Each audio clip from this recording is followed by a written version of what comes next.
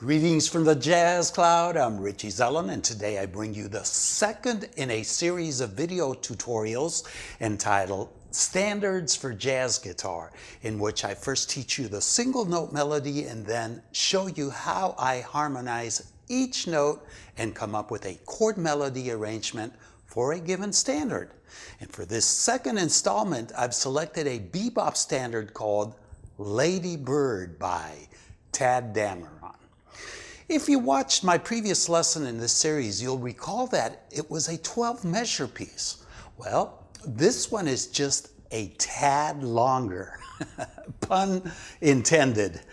Or maybe I should say a Tadd Dameron longer. It's 16 measures long, so stick with me because next you are going to hear me play and improvise over the main melody. And right after that, I will analyze the tune for you and show you how to harmonize the melody as well as what scales I use to improvise over it.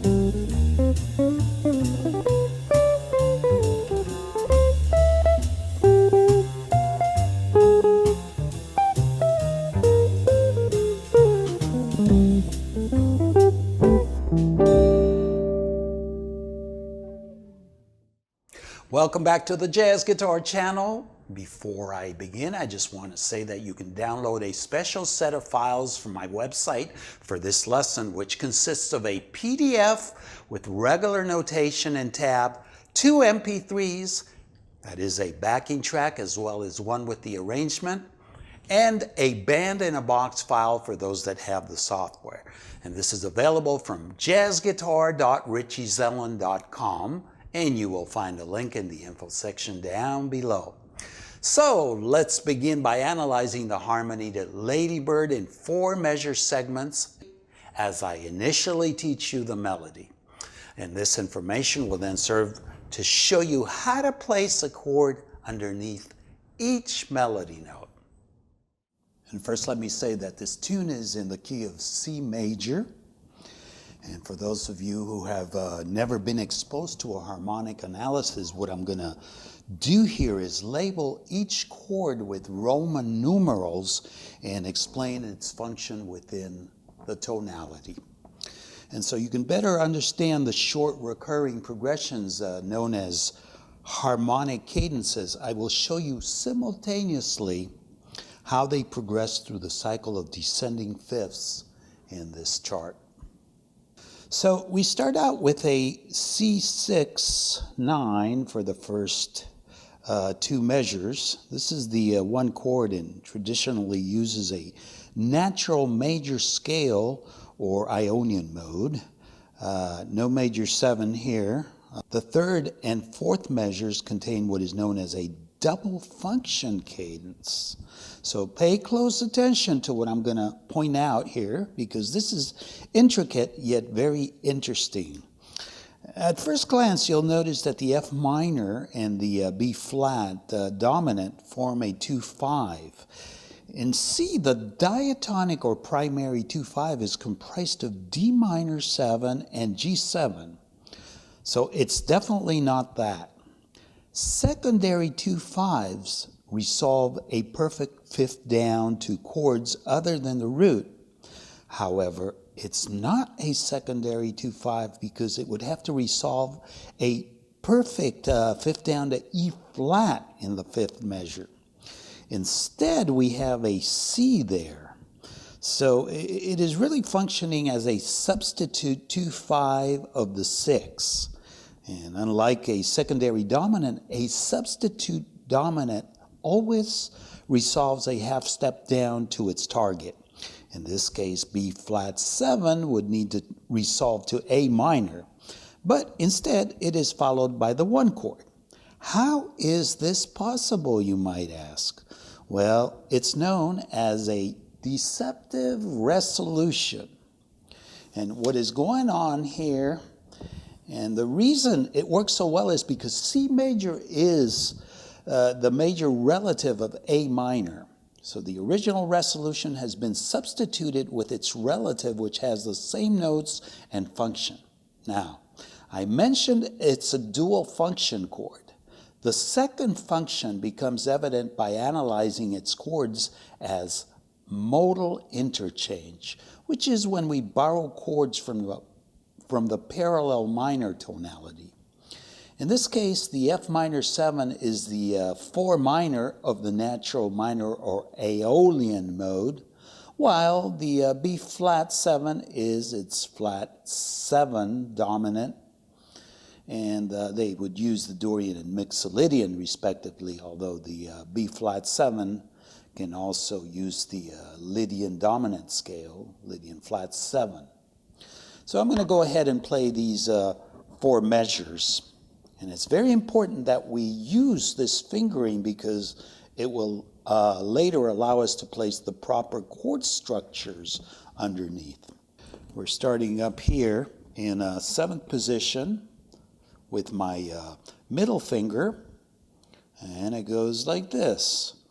1, 2, 3, 4, 1.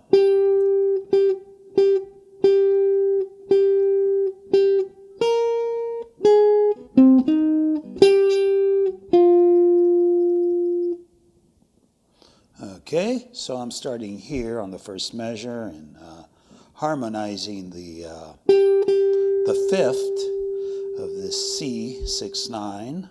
Then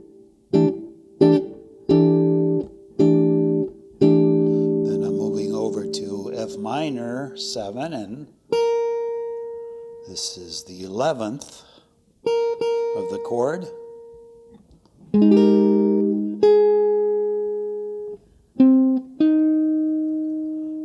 Finally, on the 4th measure, harmonizing the 13 and the 5th.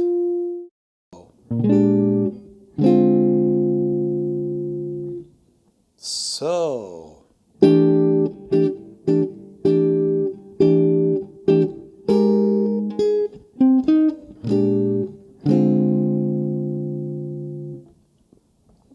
now, starting at measure 5, we have the 1, 6, 9 for another 2 measures again. And this is followed by B flat minor 7 and E flat 7 on the 7th and 8th measures.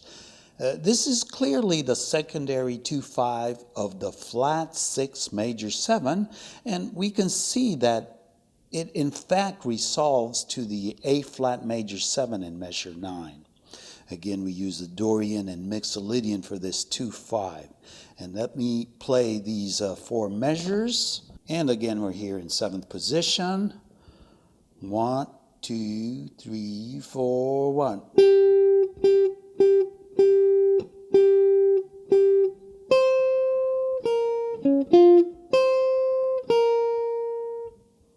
So again, we're harmonizing this C 6/9. It's 5th.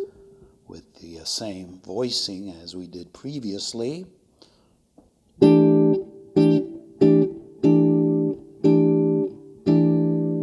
Now we're going down here to 6th position, and we're harmonizing the 9th of the B flat minor 7th chord.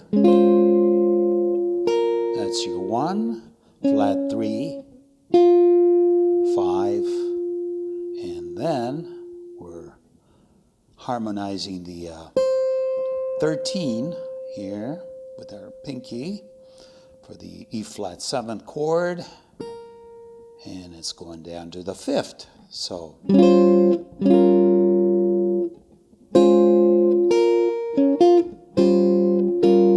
that goes like this.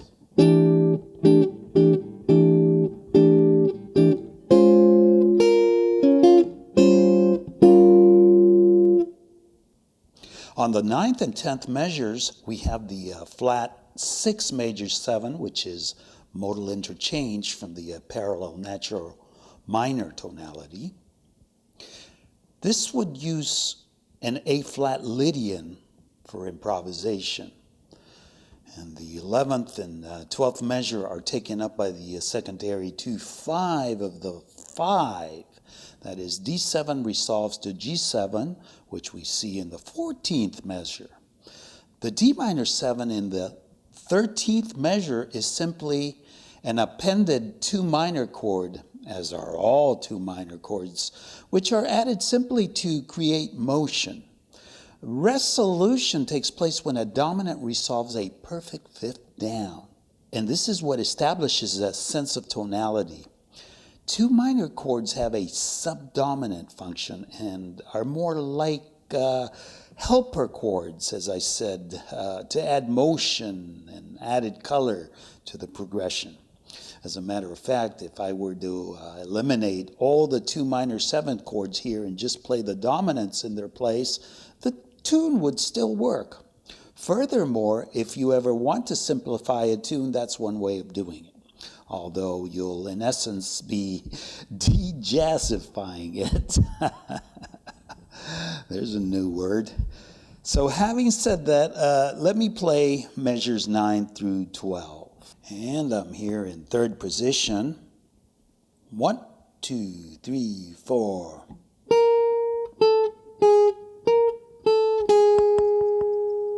So that's harmonized with a major 7, 9, and 13th chord with the 9 on the top, descending chromatically to the 1 and repeating.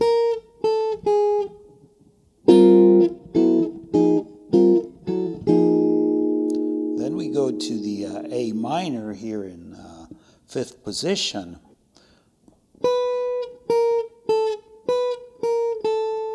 So this time we harmonize the 9th here on top with this A minor 7. Then we're harmonizing that chromatic note, which is descending down to the root, with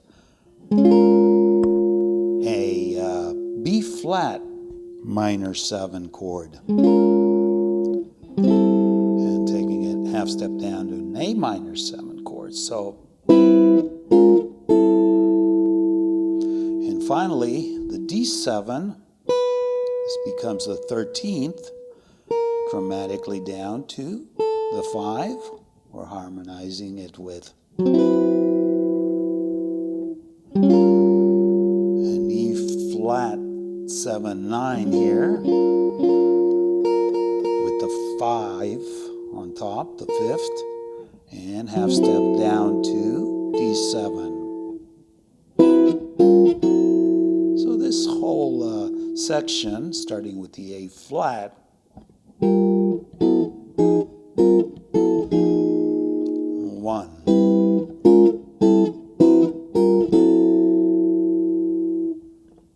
So the final 4 measures introduce the primary 2/5 of the key in measures 13 and 14, which are, of course, Dorian and Mixolydian based.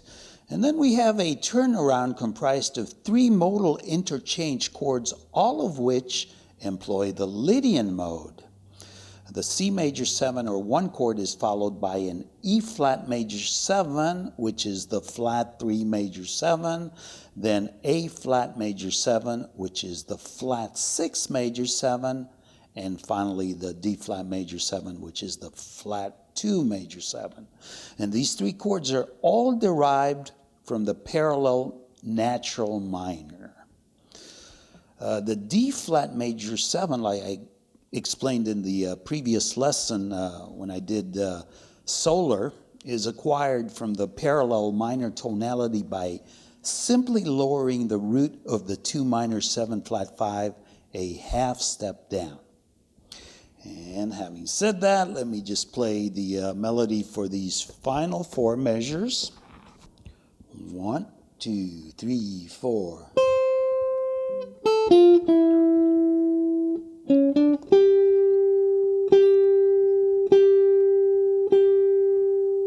So, harmonizing this.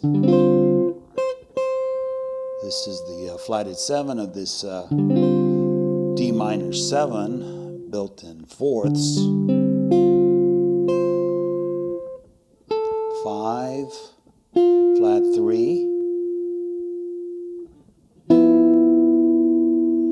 Here we go to the 13th of this G7, 13th structure. And chromatic approach to the 5th of that same G, and we go back up here to that initial chord for the C major 7. Actually, it's really a C 6-9. Then we're going to same note harmonized in the context of an E flat major 7. It becomes the 3rd. Same note next becomes the 7th of the A flat major 7. And finally, it becomes the sharp 11 of the D flat major 7. So,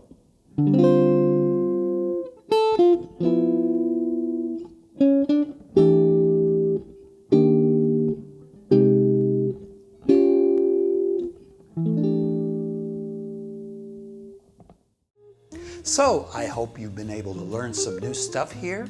If you want me to continue with this series, it is important that you let me know. So I really would appreciate your comments and, of course, any questions you may have.